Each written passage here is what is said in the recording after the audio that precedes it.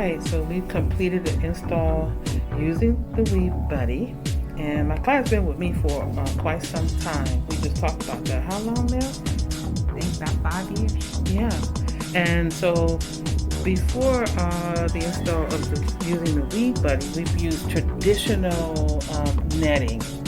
I would pretty much use a net sheet and cut what I needed to cover her area. We never was able to do LOCS or faux LOCS before. Most of the time, okay. So I shared that I came across the WAVY Buddy within the last year, right? Right. And so how was the install, first of all, as I was installing it? I think different than the netting. It didn't feel any different. It doesn't feel any different on my head. It's light. I don't know that it's there. So I would definitely recommend it.